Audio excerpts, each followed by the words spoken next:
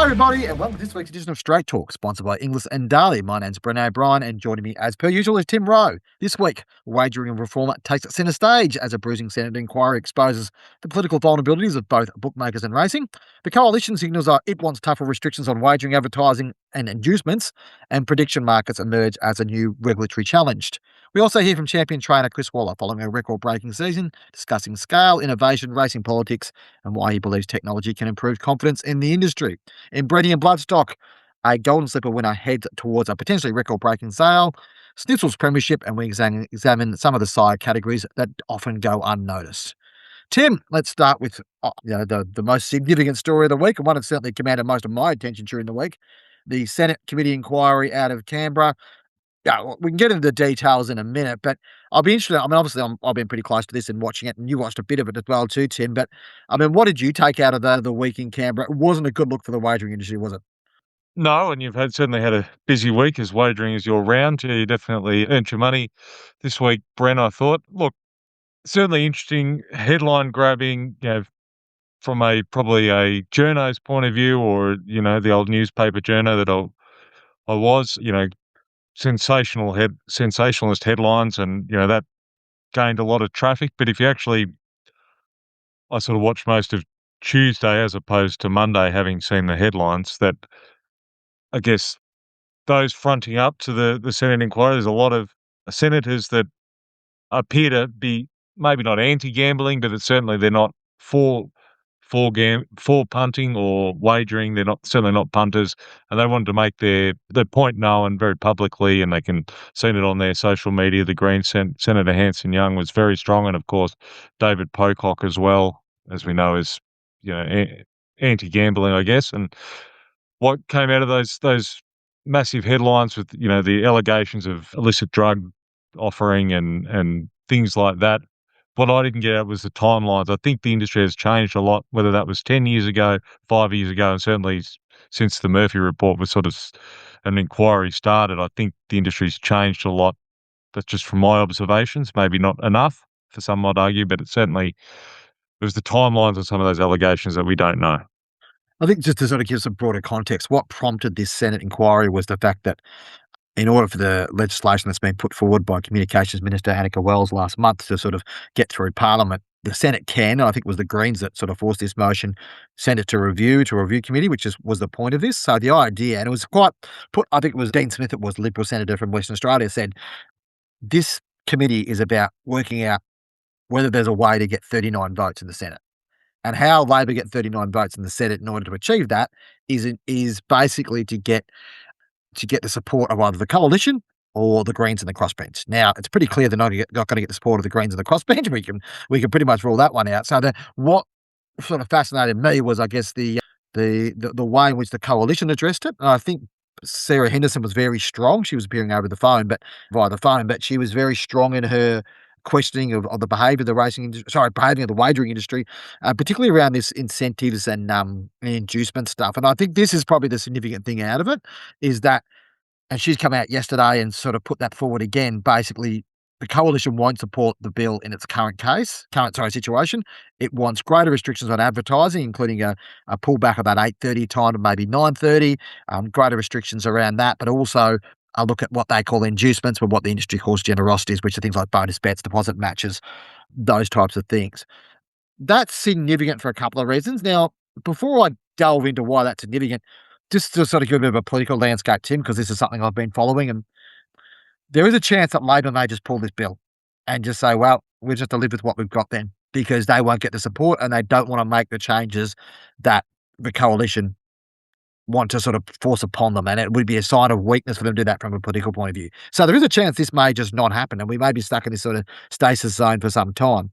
There is a chance that in the next 2 weeks, obviously the Senate committee has to get back by August 17th, which is less than 2 weeks away now, that there may be coming together a policy and work it out and go, okay, this is what we want to do. And I know that the wagering industry has sort of regrouped and sort of come back together and say, okay, how do we get this across the line? Because what they want is certainty and understanding, which is understandable about where that sits.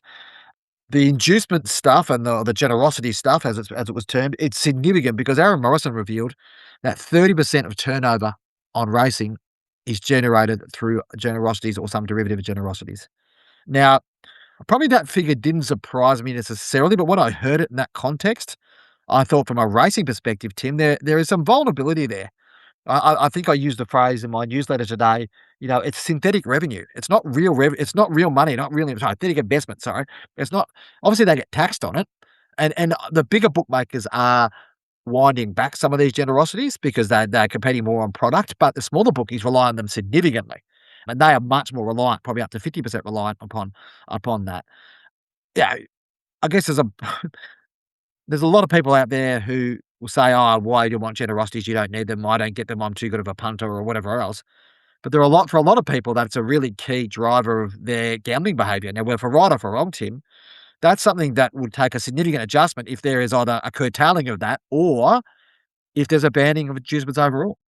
Yeah, and that was what and again, using social media isn't always the right way to gauge these things, but I guess you and I, Brent, have grown up, before having tap phone accounts and things like that. Before there was such things as generosities, and I think I got a sports bet account in maybe '02 or '03, something like that, through a friend, and even had a small credit limit there that allowed you to get on when you didn't have any money in the account.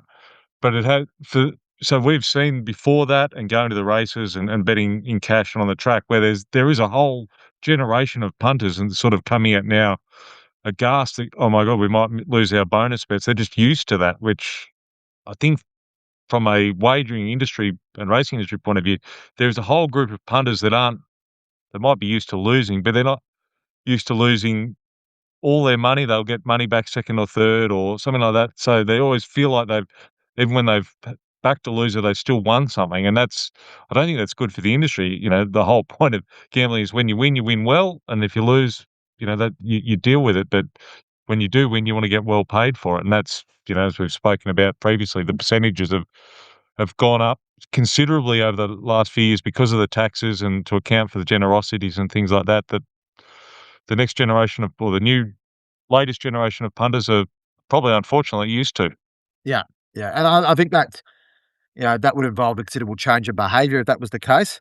There's an argument that a lot of the discussion was about whether whether inducements or whether generosities had been used to engage with people who had addiction issues or whatever else, and, they should have been red flagged, and there's other discussions or whatever. There's an argument the racing industry's become addicted to it too, Tim, and that the prize money boosts of the last 10 years have been based upon it's at least in some part, very shaky foundations. It's something they need to be looking at. Like, in my opinion, the Australian racing industry need to be sitting there going, "Okay, this is a possible threat. What would happen if we lost 30% of turnover?"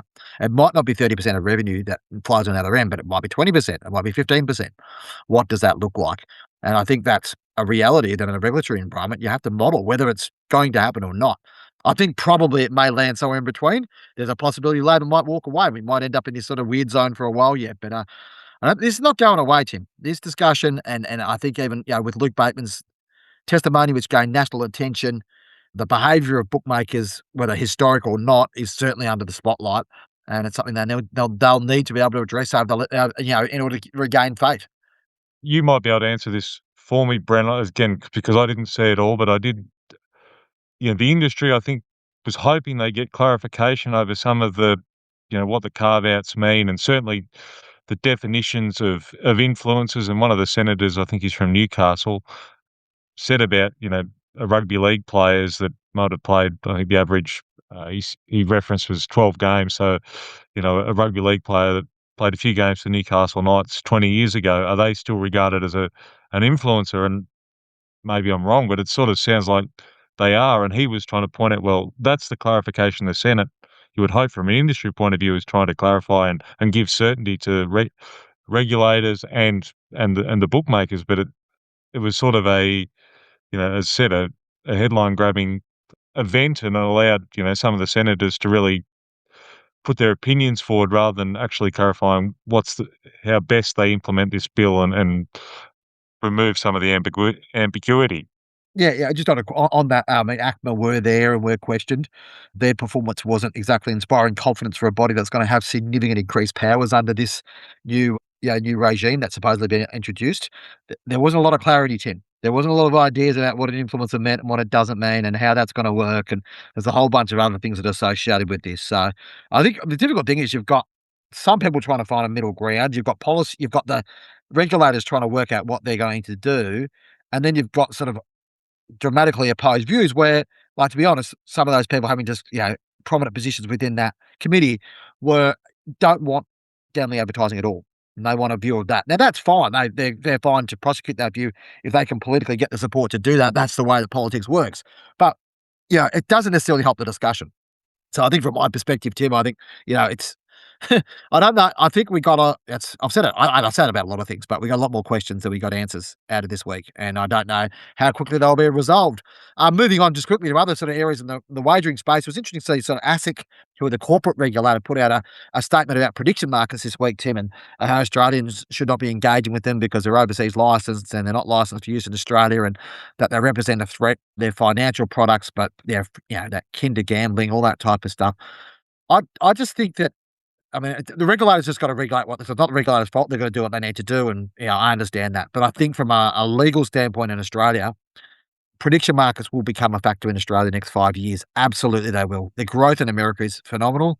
The way that the products work, with the higher taxation on bookmakers, they won't be able to compete on price the way the prediction markets can. They're a different product, but suddenly, if you get a generation that's sort of being raised or fed on prediction markets, it changes the way that people bet. And I think, for racing, it's a massive challenge because racing is not a yes/no product. But I think for more broadly, the wagering industry could have a significant shake-up in the next 5 years or so, Tim.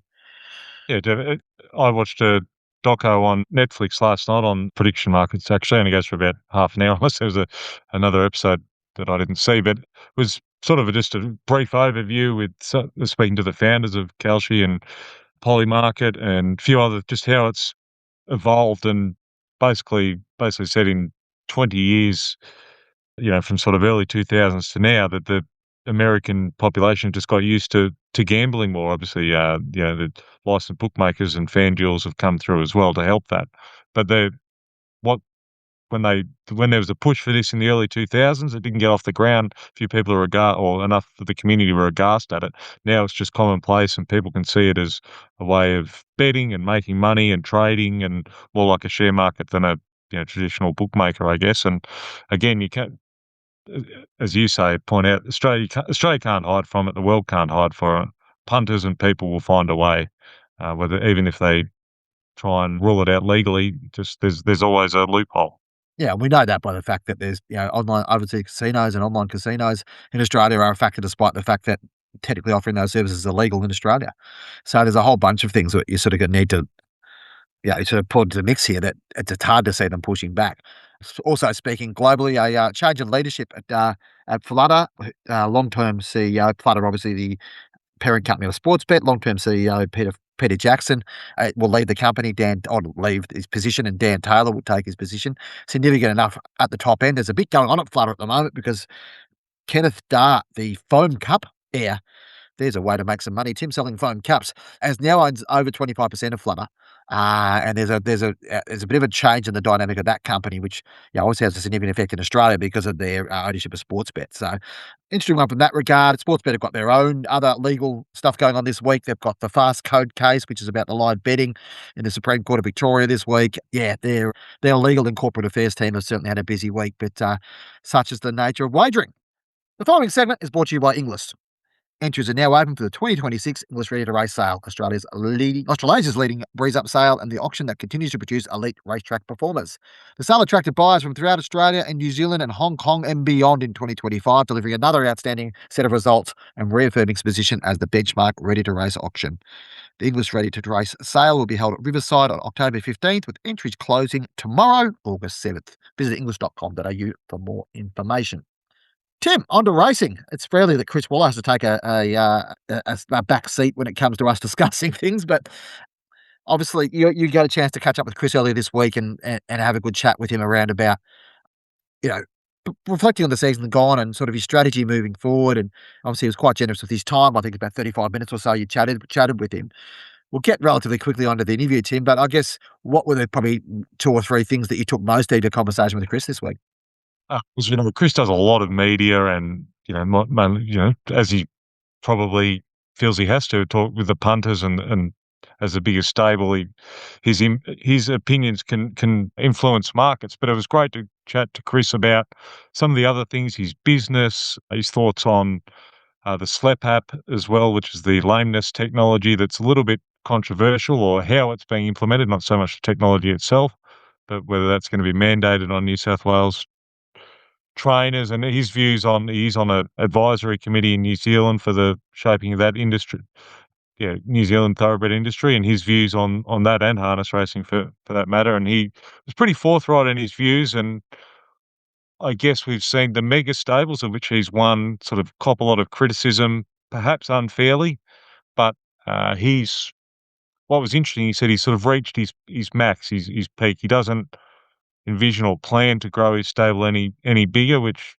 he possibly could if I'm sure he could probably get boxes at Rose Hill, or he could get more stables at the Gold Coast, possibly Flemington, if he wanted to, or additional properties. But he says he's got the right number now, and that it's about refining, getting better. He doesn't think he's reached his peak yet, remarkably. So he does have a lot of nice horses heading into the spring, and Chris seems as motivated as ever to continue on what he's doing, and that's training horses. And that's, again, by his own admission, he's not an overly social person out there chasing owners. He's about the horse and getting results on the track. As his record shows, he does better than arguably anyone else.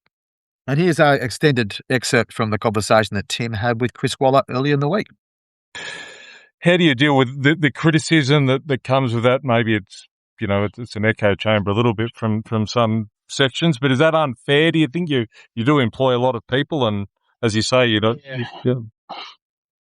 sort of take much notice of criticism because you're always going to get critics. I just do the best of what I've got, and we've got 160 stables at Rose Hill, and that's been the same for the last probably 6 or 7 years. I think we get a lot out of our horses, and we're proud of that. And I'm also very proud of where I've come from and my team have come from. I started during a pretty tough time in racing. I was just looking through some of the trainers when I first got my license, and I was comparing it to the trainers training now, and I'm proud to say, and I shouldn't have to say it, that I've come up through for having to train against some very good trainers. I was just looking at a few, and I'm embarrassed not to mention all of them, but when I was starting, you had John Hawkes and his empire.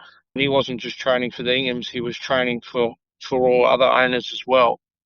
Like, I've managed to make a start against the trainers like him. John Sides was training here when I first started.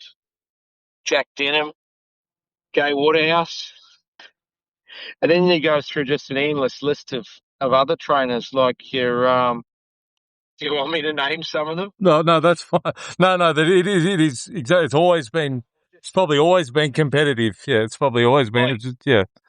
I was training against Big Bill Mitchell, like Mayfield Smith, and you got the likes of Bede Murray's, and I don't think I mentioned Bart Cummings. Paul O'Sullivan had a stable here. Guy Walter, Paul Perry in his heyday, the likes of John Morrissey, Bob Thompson, Frank Cleary had a stable here, and then you got like your Graham Rogerson. He was flying back in early 2000s, and that's not counting the smaller trainers. I think that's what's helped me as I started against some really good trainers, and I had to make a name for myself through training horses. I wasn't very good socially. There was no such thing as social media. It was all about training. So I'm not here to beat up myself, but the odd critic that I do see that while it's got numbers and the best horses, well, those critics have got short memories. Yeah. Again, it's the owner's choice who they send a horse to. Yeah, for sure. And I don't go around actively approaching clients, and I'm happy for them to come to me, and and they know I'm a little bit different. Where I'm not a great social trainer. I'm concentrating on working with the horses, and that seems to suit me and my clients. Just the scale of your business, do you think you've sort of reached that point where you're happy with the size and scale or the number of horses you've got in work? Yeah, I think I'm maxed out in terms of numbers, and I want to just stay at this number and not get any bigger. Yeah, just want to do the little things better. I think there's still room for improvement for that. But in terms of size, no, we've got enough numbers. Simple as that. Speaking to a few people that know you over the years, or and good horse people and trainers and things, that you've always, like every business should be, trying to incrementally improve the business year to year. How do you, now that if you have reached that point of improve I, it? I only just do, as I said, if you interview me every 12 months, I'll say the same. I think there's still a little bit of improvement with the little things. I think I'm getting better. I think, yeah, just working a little bit smarter. And I've learned that you don't need numbers just to get bigger and increase your prize money. So, yeah, concentrate on what we've got, do the little things right. And, yeah, there's areas that I'm not as strong as others, and I keep working on bridging those gaps. Yeah. You sort of touched on it before, but if in the current environment, like you entered Sydney, probably more than 2 decades ago, there is an opportunity there for a young trainer if they're good enough to make their mark. Yeah, for sure. Like, and even like when I was starting, like I remember in 2004, we had a strategic plan read out to us by Racing New South Wales, obviously Peter Blandys, and we thought, oh yeah, prize money's only fair. How are they going to say they're going to do what they're going to do? Because trainers were struggling back then, and the numbers of trainers were dropping quite quickly, and their job to address it was to, yeah, increase prize money and make it a bit easier for owners. So they sort of follow up what they've said, and nowadays you can actually train a winner and you notice going into your bank account in a big way. Yeah. Whereas when I started, it was tough. Like there were trainers struggling, and I was one of them. So I think for a young trainer coming in now, it's never been better in terms of rewards. And because you're running on a pretty tight budget when you start training, when you do train winners, you notice it. And look, going back even before I started, you had to be a punter to survive. I don't bet, and because I don't have to, obviously prize money's a big thing. But gee, those trainers starting that learned to earn a living and paid for their houses off punting and paid their staff off punting. Gee, they did it tough, and you don't have to do that anymore, which is great. And I think it creates probably a healthier balance of life and work instead of worrying about where your next feed's coming from. Yeah. Again, this might be unfair for a trainer such as yourself who's won Slippers and Triple Crowns and Magic Millions and things like that. But we did run a story on the straight last week that the number of 2-year-old runners is sort of declining across the country. Is that why do you think that's happening from a, trainer population? Is it you can afford to be more patient, or the style of horses, the breed? Have you got an opinion on that? Well, I've got an opinion on what works for me, and I used to get to the Golden Slipper Day or towards the end of the 2-year-old season and say, well, I don't have a runner in the Golden Slipper.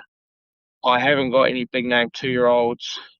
How am I going to compete next year once all these good horses come back at 3? Does that mean I'm going to be struggling next year? And all I've seen is my 3-year-olds go from strength to strength, and you just breathe a huge sigh of relief once they turn 3, because there's huge rewards for 2-year-olds, but only a few.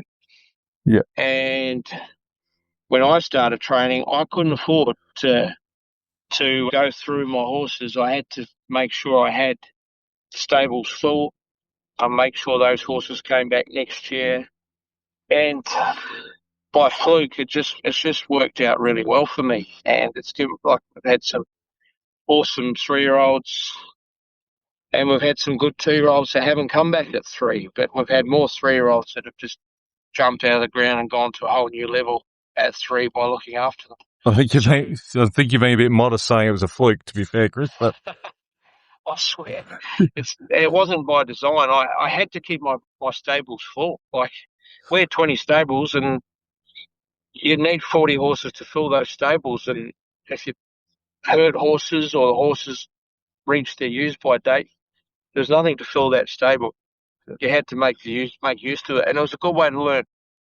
Yeah, great chat there. Plenty to read about on the straight. Have a look at the article that's there now, Tim. We've got it up this morning, a feature article, plenty to talk about. Whenever Chris Waller speaks, it's always interesting to hear him. I mean, I guess you mentioned before about media was kind of triggering something for me.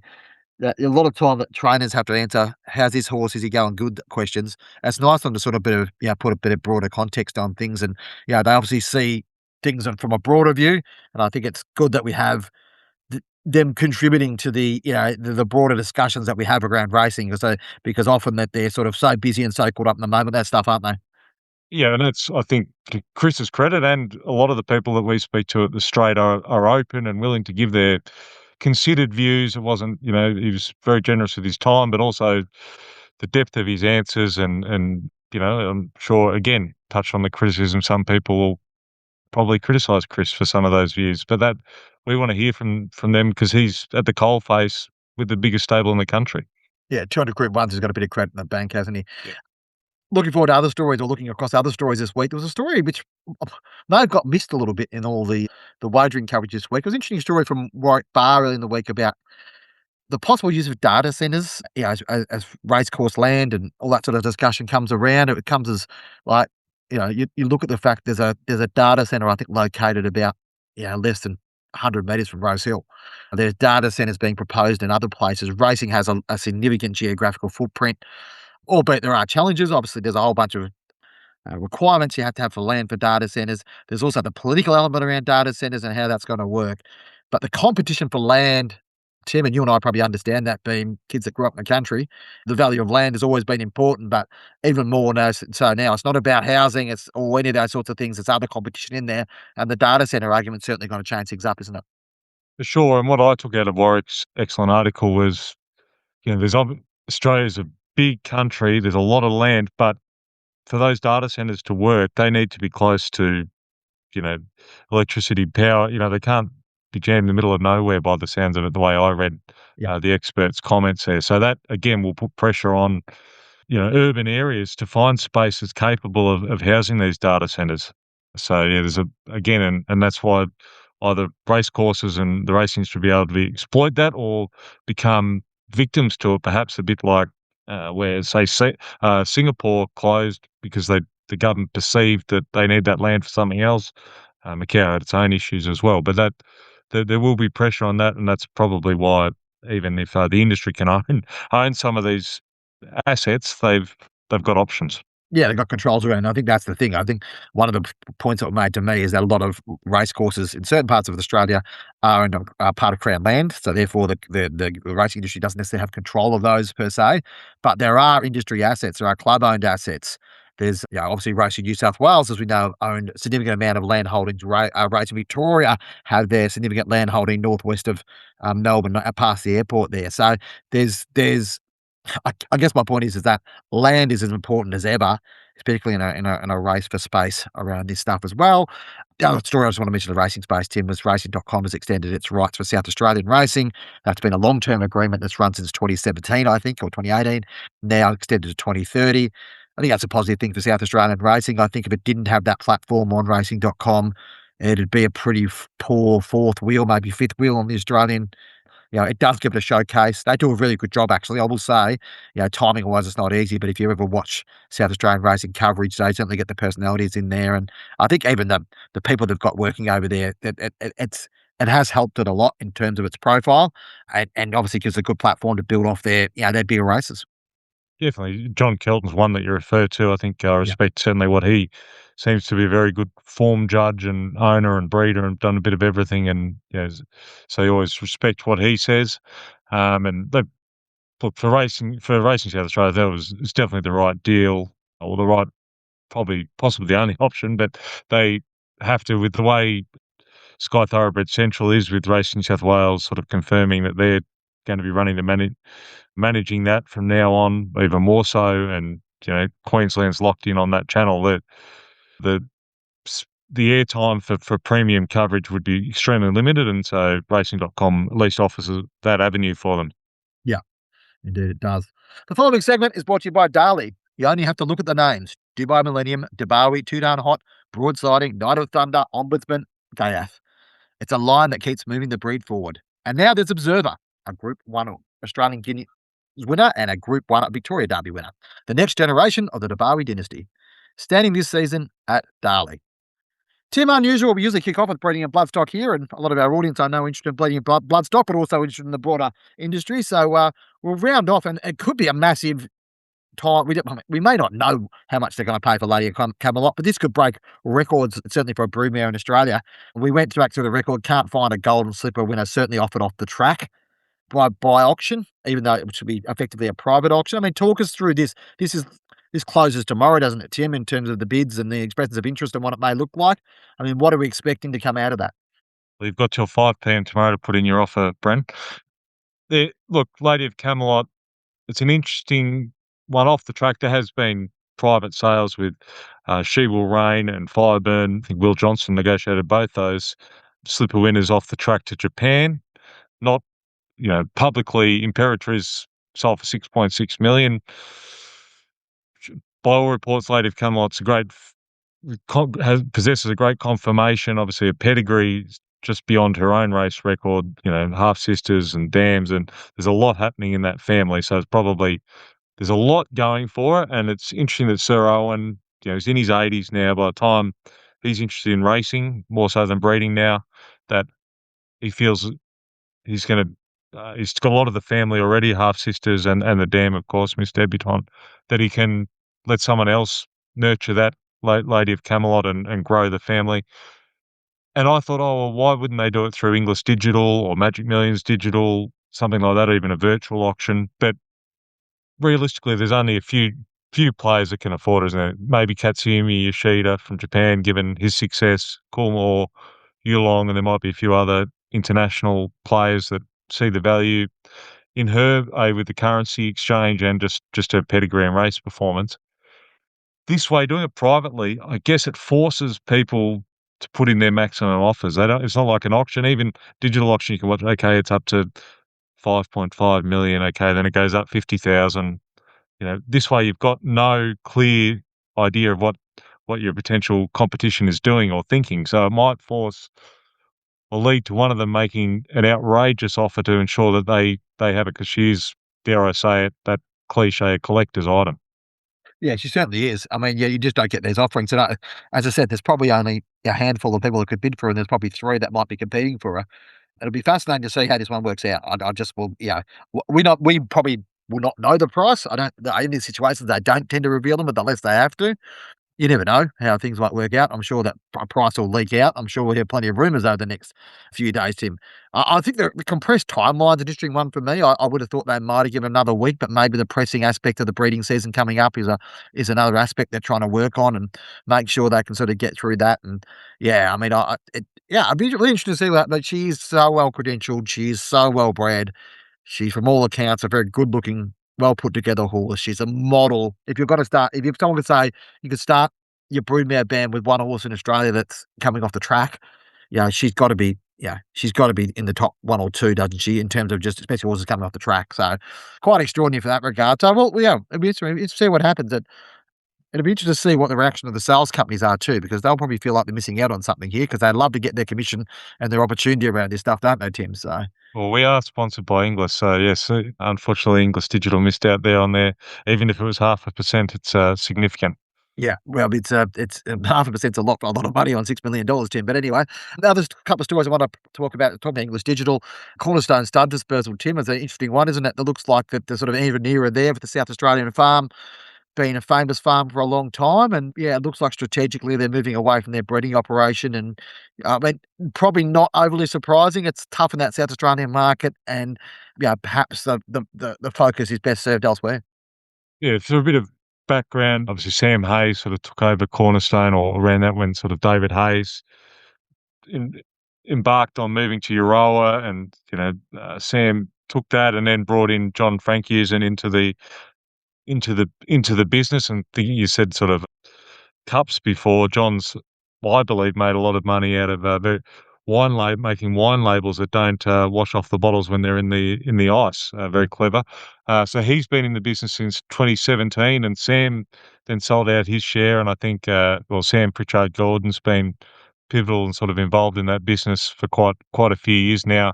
I did reach out to Sam, and he's sort of very busy, and said I'll be speaking to him the next few days just to see what's happening, whether there's someone else coming on board, or, he's got his own thorough business that he's going to embark on. I'm not sure. So looking forward to speaking to Sam to see exactly what he's doing. Sam PG, good guy, and, always a lot of fun to have a drink with Sam, and, a good horseman as well, and well-known sort of family.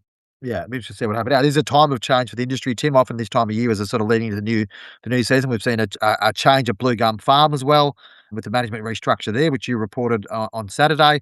Yeah, interesting one from that regard. We also Coolmore have promoted Brian Maguire to the role of racing manager. That was actually our biggest story of the week in terms of traffic. Now, bear in mind that some of our stories, as we know, are behind a membership wall, so that does restrict the amount of people can see stories. But I mean, Brian is a popular man, but I looked at the stats, which I often do, have them on the mobile phone beside me. I'm like, why are there 250 people from Ireland on our side all of a sudden? And clearly, Brian's charm extends all the way to back to his native Ireland, and they're very happy to sort of see that he's been promoted to a role within a racing manager. It's funny, of all the stories of the week, it was literally going gangbusters and setting Google Analytics on fire all this week. So well done to Brian from that regard. And the other one you spoke to, Tim, you spoke to Scott Williamson about his return to Scone, or his return to sort of that on-farm role with Middlebrook Valley, which was an interesting one, wasn't it? Yeah, Scott's done well there, sort of bit of a homecoming. He did work in the Hunter there at Widden and Eden Glassy and Twin Yeah. Palms, and around the place before he found his way to Victoria. Yeah, and he's just back. Middlebrook's been under new management or new owners for a few years now, but it's really, they acquired Wakefield Stud as well, and they're really going places, I think. So it's a good opportunity for Scott, and sort of that period of the year, I think he described it as a roundabout, lucky roundabout or something like that, where there's a lot of people sort of moving up the chain, using their experience to sort of move their career forward, and then there'll be full steam ahead for the breeding season, and then into the sales season is not far away. We'll be here before we know it. Yeah, and that article's got a few details, a few of the changes that have gone on in recent weeks as well. Arvin, our good friend Arvin Jati from Darley, leaving to go to AgriFutures, and there's a few other changes there as well. So it's a busy time of year. It's it's moving season for the resource of the humankind at the moment. Tim, the one thing I want to round off on was my Run the Numbers article the other day, not because I think it was a great article, but it did reveal some interesting trends around it. I had a bit of a look at. I guess we talk a lot about stallion size premierships, and Snitzel, absolutely outstanding performance, and well deserved, almost like a valedictory year for him to celebrate what he's done. No doubt he'll still be up there amongst the top sides for a couple of years to come, with a couple of crops to come. But great to look at those sides, but also good to look at the sides that perform, I guess, the punch above the weight. Uh, and there's different ways you can measure that. And I sort of went through and measured winners to runners, stakes winners to runners, and then leading size for Australian progeny aged over 4 and over. Now, you can have a look at the full article by just going to the straight. That's one of the articles that's not behind a membership wall, so you can have a look at that. But just for a bit of insight there, Ace High leading the way on, this is for horses with more than 20 winners, from on winners to runners, so 63.2% ahead of Justify and Calix. What was also interesting about that list, the top 6, none of them currently stand in Australia. The highest current Australian stallion on winners to runners this last Australian season was Brutal, who's at Newgate, of course, and then Harry Angel is next after that. So it's just interesting to look at. Yeah, Snitzel, for example, went 50% last year, which was a good result, but I suppose the more numbers you have, it's different. But it's interesting to look at that. And stakes winners to runners for horses with more than 20 winners, as Goliath, who was on top at 8.6%, had an ace high at 7.9%. Vadamos on 6.1%, and Snitzel, who was the leading stakes winning producing sire of the last season, at 5.8%. And then when you look at the leading side for progeny age 4 and over, Zoostar is clearly on top on that. So I don't know if there's anything out of that, Tim, that you can sort of, build out of that. Well, I know you weren't the only one that was happy with your own article there. John Thompson from Rich Hill was also very pleased, gave me a call, and yeah, was very happy with Ace High finishing sort of on top there in some of those categories. So well done to, he's a good stallion, Ace High, probably under the radar, and got some nice young horses. There's the name escapes me, the Trent Sutton horse that's just turned 3 as well. So there's Ace High, I think, could be in for another good season there for John Thompson, and he's got a good roster at the moment with Brassier and Shocking, and as well the not Stephanos, the other Japanese name. But anyway, Satana Lana. Yes, the Tone Aladdin. Thank you. Yes. Anyway, you'd like to be John Thompson and Rich Hill at the moment. Yeah, they are certainly punching above their weight and influencing Australian racing as well. Looking for your next opportunity in racing, breeding, or wagering? Or searching for the right person to join your team? The Straight Jobs is the industry's dedicated careers platform, connecting employers with talented professionals right across the thoroughbred and wagering sector. For the latest opportunities in industry careers, go to jobs.thestraight.com.au.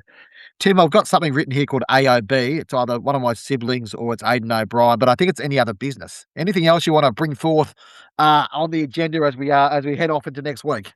Oh, no, just on Brian Maguire. Funny how the algorithms work on your phone or Facebook or whatever, that an article came up from Ireland on Brian's promotion, referred to him as former Kerry footballer. So obviously he was a very good footballer. I thought Paddy Oman was the best one of kicking a Sharon around Coolmore, but it sounds like it's Brian Maguire. So yeah, Paddy, I think, playing for Singleton, but maybe Brian, I'm not sure if he's had a run this season for Singleton, whatever they're called, their Singleton AFL team. Yeah, there you go. It is fascinating, but it's amazing that connection too, Tim. I always think between Australia and Ireland and that understanding around that stuff. And yeah, I just it sort of blew me away a little bit, but it's great to have that international coverage. And obviously, it's great for Brian. And like, it is a promotion. And good luck to Brian.